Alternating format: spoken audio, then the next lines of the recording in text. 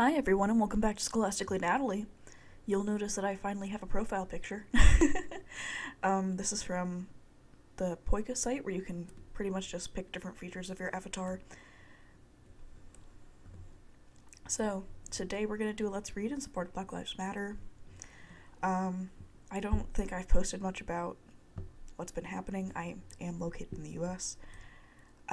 Mostly because I feel like I don't really want to overstep my bounds, as I am not somebody who is currently under, the oppression. But I do stand in solidarity with them, so we're going to be looking at Angie Thomas with The Hate You Give. I think now more than ever the point about police brutality in her book and often how people need to stand up for themselves is in fact very relevant right now. I'm gonna just go through chapter 1. I shouldn't have come to this party. I'm not even sure I belong at this party. That's not on some bougie shit either. There are just some places where it's not enough to be me. Neither version of me. I think this is really, even though yes, we are standing in solidarity with Black Lives Matter, I still want to talk about just Angie Thomas's writing choices, because I feel like a lot of young adult novels, at least ones that I used to read, they really did start with just, hi, this is my name, this is what I look like, this is my room, like a lot of the tropes of some kind of backstory, rather than Angie Thomas choosing to put us in a spot and just have things happen. I'd like to think of that as a good hallmark of a good story and a good writer. And I definitely think Angie Thomas did really well with the emotional intricacies in this novel. Big D's spring break party is one of those places. I squeeze through sweaty bodies and follow Kenya, her curls bouncing past her shoulders. A haze lingers over the room, smelling like weed, and music rattles the floor. Some rapper calls out for everybody to nay-nay, followed by a bunch of haze as people launch into their own versions. Kenya holds up her cup and dances her way through the crowd. Between the headache from the loud-ass music and the nausea from the weed odor, I'll be amazed if I cross the room without spilling my drink. We break out the crowd. Big D's house is packed wall to wall. I've always heard that everybody and their mama comes to his spring break parties. Well, everybody except me. But damn, I didn't know it would be this many people. Girls wear their hair colored, curled, laid, and slayed. Got me feeling basic as hell with my ponytail.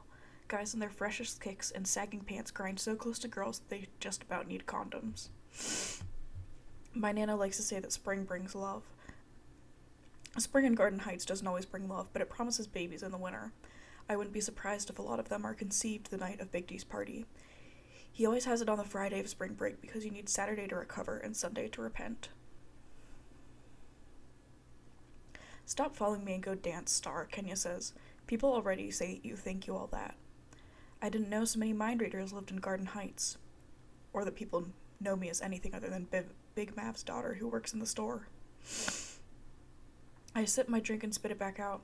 I knew there would be more than Hawaiian punch in it, but this is way stronger than I'm used to. They shouldn't even call it punch, just straight up liquor. I put it on the coffee table and say, folks kill me, thinking they know what I think. Hey, I'm just saying, you act like you don't know nobody because you go to that school. I've been hearing that for 6 years, ever since my parents put me in Williamson Prep. Whatever, I mumble. And it wouldn't kill you to not dress like. She turns up her nose as she looks from my sneakers to my oversized hoodie. That. Ain't that my brother's hoodie? Our brother's hoodie. Kenya and I share an older brother, 7, but she and I aren't related. Her mama is 7's mama, and my dad is 7's dad. Crazy, I know. Yeah, it's his. Figures. You know what else people saying too? Got folks thinking you're my girlfriend. Do I look like I care what people think? No, and that's the problem. Whatever. If I knew following her to this party meant she'd be on some extreme makeover Star Edition mess, I would have stayed home and watched the Fresh Prince reruns. My Jordans are comfortable, and damn, they're new. That's more than some people could say. The hoodie's way too big, but I like it that way. Plus, if I pull it over my nose, I can't smell the weed. Well, I ain't babysitting you all night, so you better do something, Kenya says, and scopes the room. Kenya could be a model, if I'm completely honest. She's got flawless dark brown skin. I don't think she ever gets a pimple, slanted brown eyes, and long eyelashes that aren't store-bought. She's the perfect height for modeling, too, but a little thicker than those toothpicks on the runway. She never wears the same outfit twice. Her daddy, King, makes sure of that. Kenya is about the only person I hang out with in Garden Heights. It's hard to make friends when you go to a school that's 45 minutes away and you're a latchkey kid who's only seen at her family's store. It's easy to hang out with Kenya because of our connection to Seven. She's messy as hell sometimes, though, always fighting somebody and quick to say her daddy will whoop somebody's ass. Yeah, it's true, but I wish she'd stop picking fights so she can use her trump card. Hell, I could use mine too.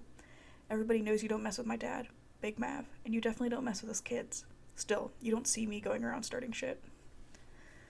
Like at Big D's party, Kenya's giving Denasia Allen some serious stink eye. I don't remember much about Denasia, but I remember that she and Kenya haven't liked each other since 4th grade. Tonight, Denasia's dancing with some guy halfway across the room and paying no attention to Kenya. But no matter where we move, Kenya spots Denasia and glares at her. And the thing about the stank eye is at some point you feel it on you, inviting you to kick some ass or have your ass kicked. Oh, I can't stand her, Kenya seethes. The other day we were in line in the cafeteria, right? And she behind me talking out the side of her neck. She didn't use my name, but I know she was talking about me, saying I tried to get the Devontae. For real, I say what I'm supposed to. I don't want him. I know. Honestly, I don't know who Devontae is. So what did you do? What do you think I did? I turned around and asked if she had a problem with me. Old trick. Gonna say, I wasn't even talking about you, knowing she was. You're so lucky you go to that white people's school and I don't have to deal with hoes like that. Ain't this some shit? Not even 5 minutes ago I was stuck up because I went to Williamson. Now I'm lucky? Trust me, my school has hoes too. Hoedom is universal. Watch, we gonna handle her tonight. Kenya's stank eye reaches its highest level of stank.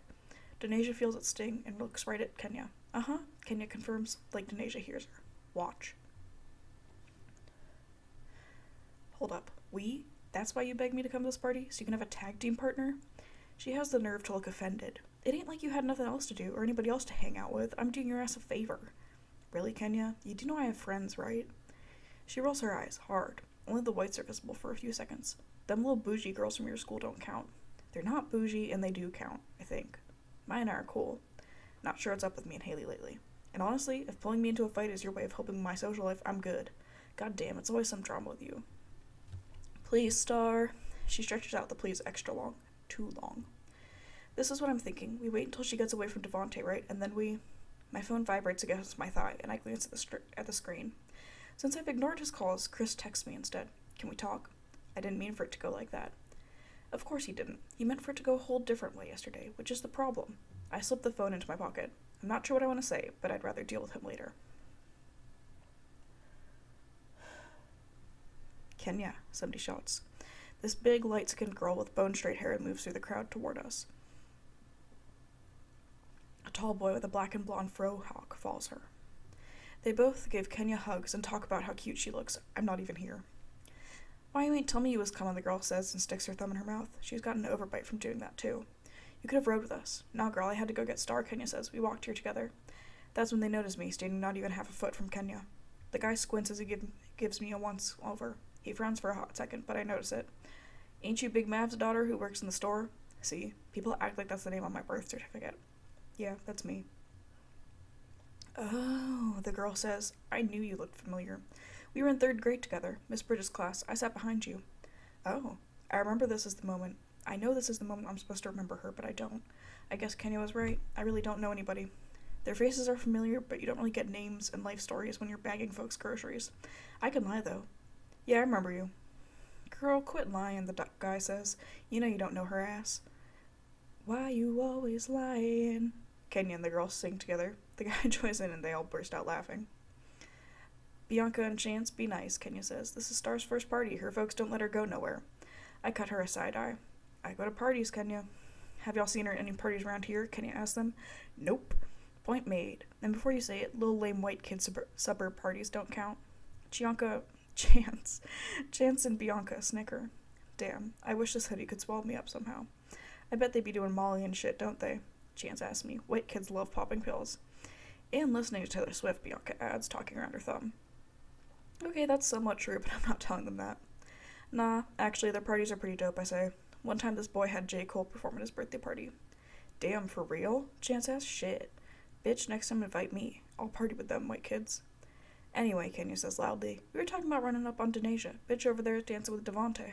Old trick, Bianca says. You know she's been running her mouth about you, right? I was in Mr. Donald's class last week when Aaliyah told me. Chance rolls his eyes. Ugh, Mr. Donald. You just mad he threw you out, Kenya says. Hell yes.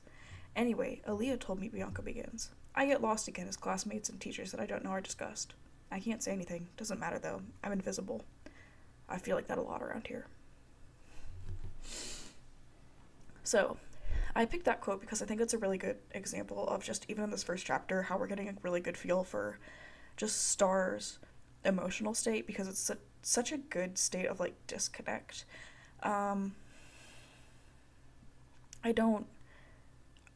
think it's later in this chapter that we kind of discuss how she goes to a mostly white school and how she sticks out as, like, the only black girl there, and then so she doesn't really fit in there culturally, and then when she comes back to a mostly black area, she doesn't fit in because she spent so much time at the white school. It's a very hard and interesting dynamic that Star ends up having to deal with. And it, of course, especially works for this book because it's showing two sides of the story.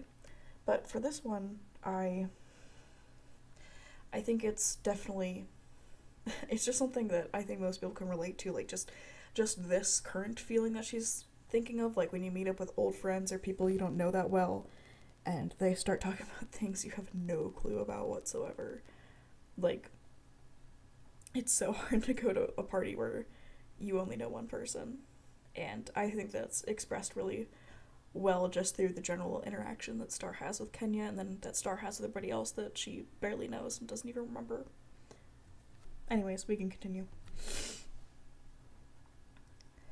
In the middle of them complaining about Denasia and their teachers, Kenya says something about getting another drink, and the three of them walk off without me. Suddenly, I'm Eve in the garden after she ate the fruit. It's like I realize I'm naked. I'm by myself at a party I'm not even supposed to be at, where I hardly know anybody, and the person I do know just left me hanging. One, I love illusions. I'm here for them. I'm here for Eve in the garden. I love illusions so much. But yes, I really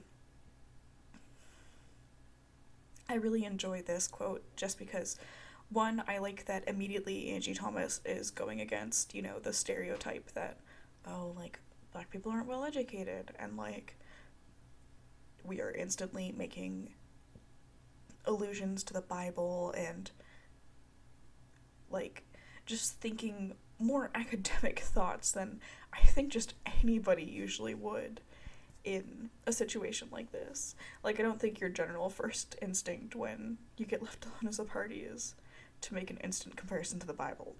So here we're already establishing, hey, Star's a smart human.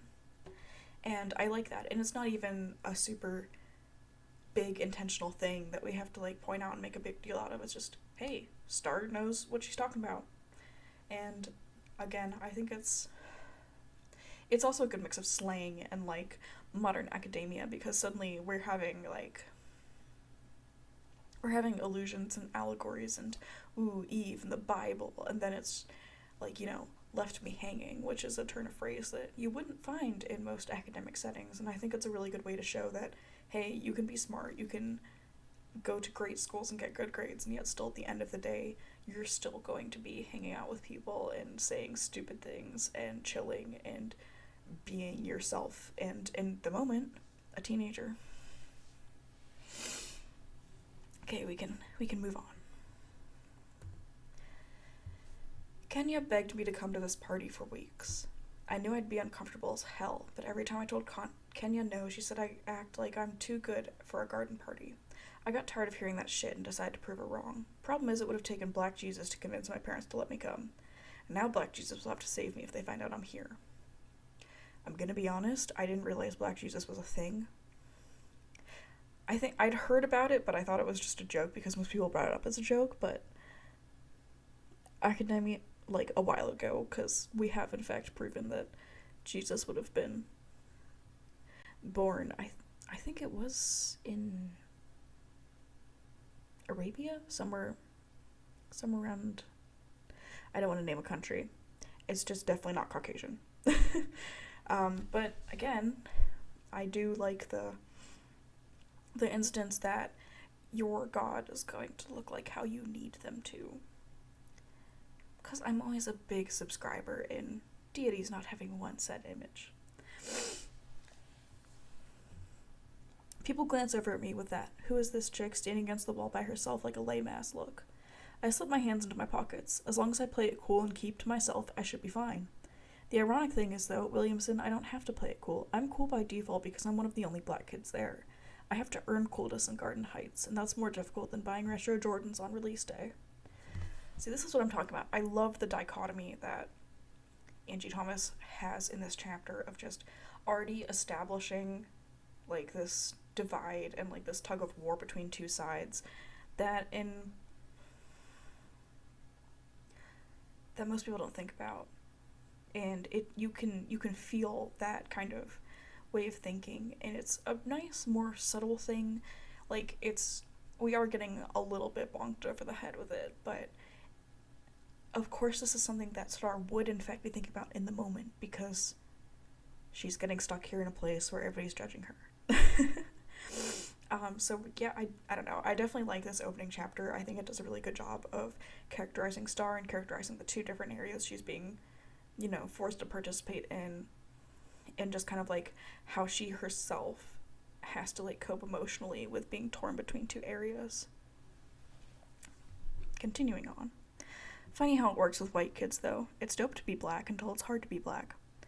Star, a familiar voice says. The sea of people parts for him like he's a brown-skinned Moses.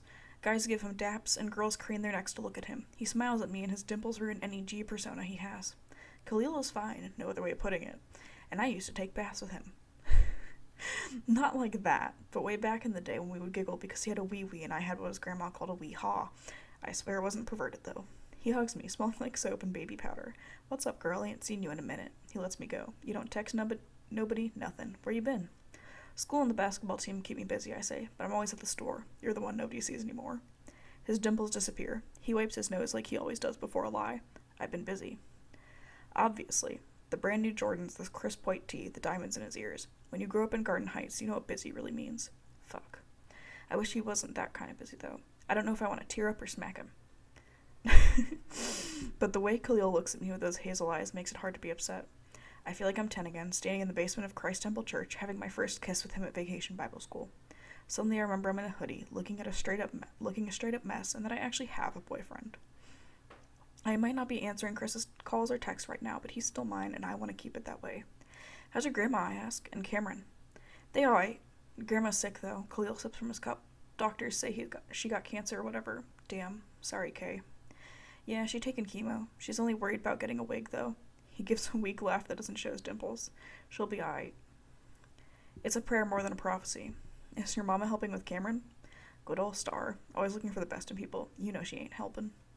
Hey, it was just a question. She came in the store the other day. She looks better. For now, says Khalil. She claims she's trying to get clean, but it's the usual. She'll go clean a few weeks, decide she wants one more hit, then be back at it. But like I said, I'm good. Cameron's good. Grandma's good. He shrugs. That's all that matters. Yeah, I say. But I remember the nights I spent with Khalil on his porch, waiting for his mama to come home. Whether he likes it or not, she matters to him too. The music changes and Drake raps from the speakers. I nod to the beat and rap along under my breath. Everybody on the dance floor yells out the "Started from the bottom, now we're here" part. Some days we are at the bottom in Garden Heights, but we still share the feeling that, damn, it could be worse. Khalil is watching me. A smile tries to form on his lips, but he shakes his head.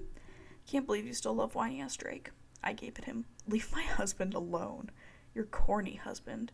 Baby, you my everything, you all I ever wanted, Khalil sings in a whiny voice. I push him with my shoulder and he laughs, his drink splashing over the sides of the cup. You know that's what he sounds like. I flip him off. He puckers his lips and makes a kissing sound. All these months apart, we've fallen back into normal like it's nothing. Khalil grabs a napkin from the coffee table and wipes drink off his Jordans. The 3 retros. They came out a few years ago, but I swear those things are so fresh. They cost about $300, and that's if you find somebody on eBay who goes easy. Chris did. I got mine for a steal at $150, but I wear kid sizes. Thanks to my small feet, Chris and I can match our sneakers. Yeah, we're that couple. Shit, we're fly, though. If he can stop doing stupid stuff, we'll be really good. I like the kicks, I tell Khalil. Thanks. He scrubs the shoes with his napkin. I cringe. With each hard rub, the shoes cry for my help. No lie, every time a sneaker is cleaned improperly, a kitten dies. Khalil, I say, 1 second away from snatching that napkin. Either wipe gently, back and forth, or dab. Don't scrub. For real. He looks up at me smirking. Okay, Miss Sneakerhead. And thank Black Jesus he dabs. Since you make me spill my drink on them, I ought to make you clean them. It'll cost you $60. 60, he shouts, straightening up. Hell yeah, and it would be 80 if they had icy soles. Clear bottoms are a bitch to clean. Also, thank you, Angie Thomas, for clarifying what icy soles means. I do not know anything about shoes. Cleaning kits aren't cheap. Besides, you're obviously making big money if you can buy those. Khalil sips his drink like I didn't say anything, mutters, damn, this shit's strong, and sets the cup on a coffee table. Hey, tell your pops I need to holler at him soon. Some stuff going down that I need to talk to him about. What kind of stuff? Grown folks business. Yeah, 'cause you're so grown. 5 months, 2 weeks, and 3 days older than you. He winks. I ain't forgot. A commotion stirs in the middle of the dance floor. Voices argue louder than the music. Cuss words fly left and right. My first thought, Kenya walked up on Denasia like she promised, but the voices are deeper than theirs. Pop. A shot rings out. I duck. Pop. A second shot. The crowd stampedes toward the door, which leads to more cussing and fighting since it's impossible for everybody to get out at once. Khalil grabs my hand. Come on. There are way too many people and way too much curly hair for me to catch a glimpse of Kenya. But Kenya, forget her, let's go. He pulls me through the crowd, shoving people out our way and stepping on shoes. That alone could get us some bullets. I look for Kenya among the panicked faces, but still no sign of her. I don't try to see who got shot or who did it. You can't snitch if you don't know anything. Cars speed away outside, and people run into the night in any direction where shots aren't firing off. Khalil leads me to a Chevy Impala parked under a dim streetlight. He pushes me in through the driver's side, and I climb into the passenger seat. We screech off, leaving chaos in the rearview mirror. I also really like, one, just, I feel like this is a really good setup for, showing the kind of environment where at any second things could just escalate into violence. And I think that even though, in the back of our heads, a lot of us who maybe don't live in cities, don't really think about that, or, suburbs, crowded suburbs, don't really consider that possibility much. I know that I live in a pretty rural city, so for me, it's kind of in the back of the head where I'm kind of oh yeah, something could happen, but it's never something I really consider happening to me, or at least around me. So I think this does a really good job at showcasing just this kind of implicit held violence, or at least an expectation of violence to happen, that everybody knows exactly what to do, and that they all just know to run and get out of there, and making sure not to see who shot. I really like that specificity of just, I don't look to see who got shot, and I don't look to see who did the shooting.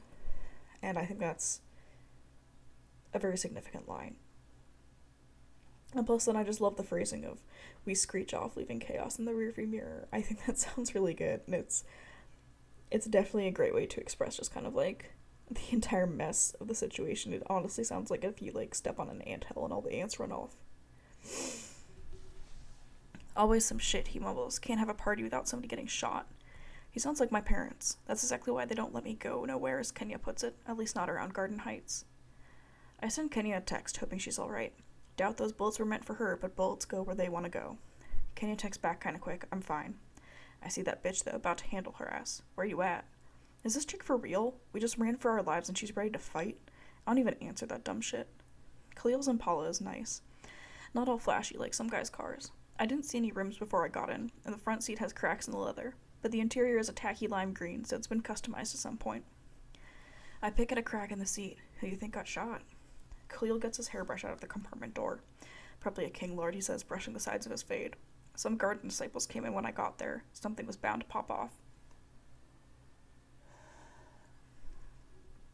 I nod.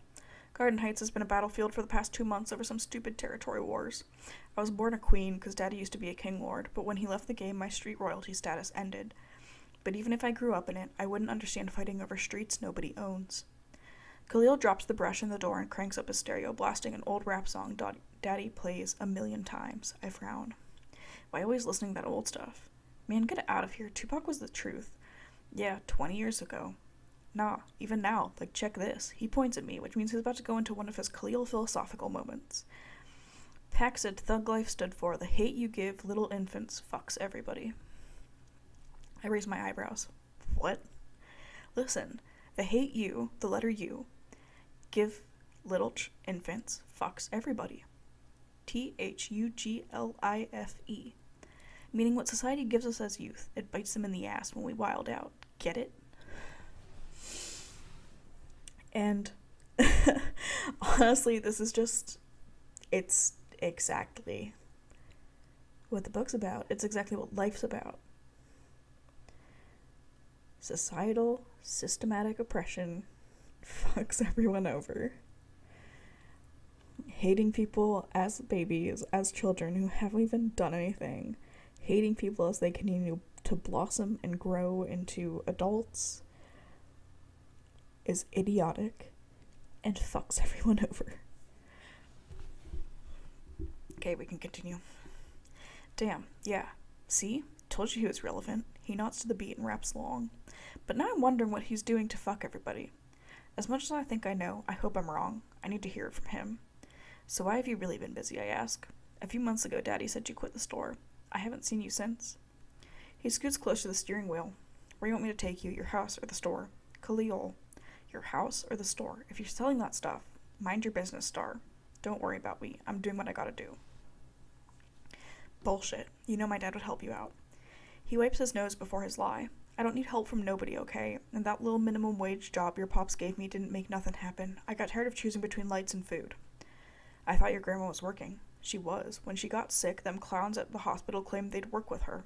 2 months later, she wasn't pulling her load on the job, because when you're going through chemo, you can't pull big-ass garbage bins around. They fired her. He shakes his head. Funny, huh? The hospital fired her, because she was sick.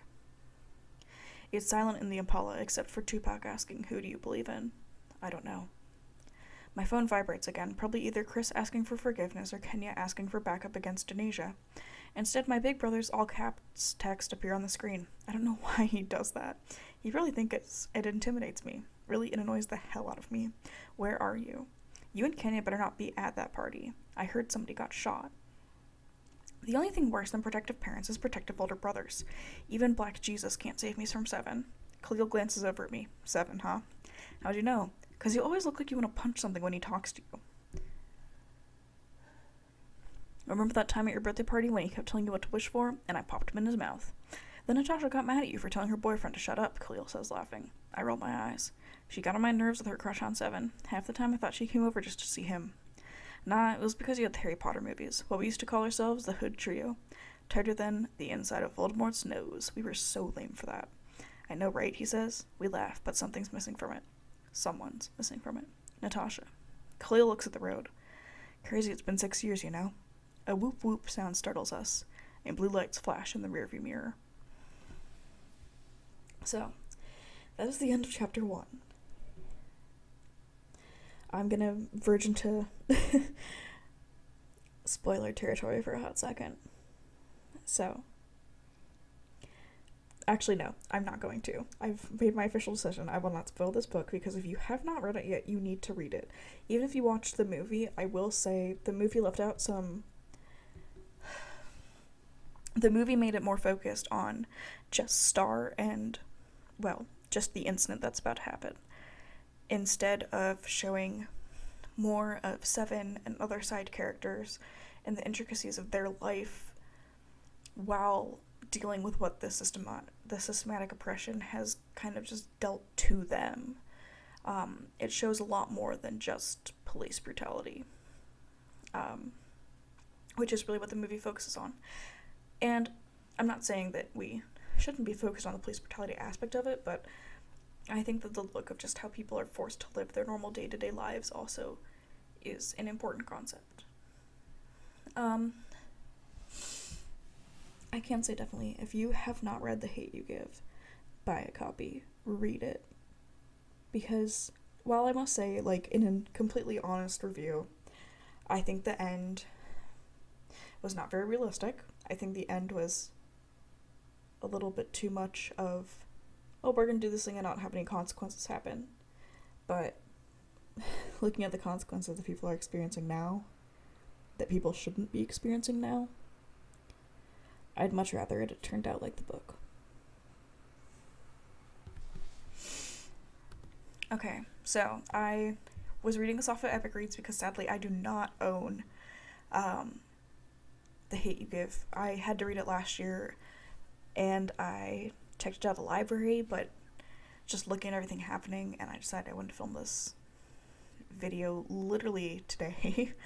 At, waiting till my roommates cleared out of the living room so that I could have it to put my laptop on a table at 4 a.m. I don't have a current copy of it. I will do my best to buy one. I, however, found that Epic Reads posted the first 3 chapters, so again, I'm thinking that as long as this writing is happening, I'm going to be releasing at least the next 2 chapters of this book eventually, and then maybe we'll continue on to maybe some more Black authors. I will definitely link the article in this description. It was more of like a promotion for like before The Hate You Give got released. I'll see if I can figure out how to use the YouTube cards. I am so bad at YouTube right now. I have figured out how to upload videos, and that's about it. But I'll see if I can do that. Anyways, if you are interested in helping Black Lives Matter, or at least supporting everybody who is trying to make some effective change, I have found at least 3 great organizations to donate to. I'll try to link to them in the description as well. We have the Bail Project, who is going to bail out either unlawfully arrested or just protesters in general, to get them out of police custody. There's also the ACLU, who I just love in general. They're really great. They have been suing the heck out of everybody for good reasons. And then, of course, Black Lives Matter will help you find other places you can donate or help you in other ways. I supported an artist today. Let me see if I can find that so that I can give you guys her link. She was selling prints that donate to the bail fund, right off her Etsy, just downloadable. It's Mia G Artista. That's her username on Instagram. I'll find a way to link to that too, because wonderful. She's just an amazing artist, and 2, I think it's really important to help out in any way you can. I am currently a very broke college student, so I aimed for something that is at least feasible for me. But thank you for listening. Thank you for watching. I hope we can all continue to stand in solidarity with Black Lives Matter.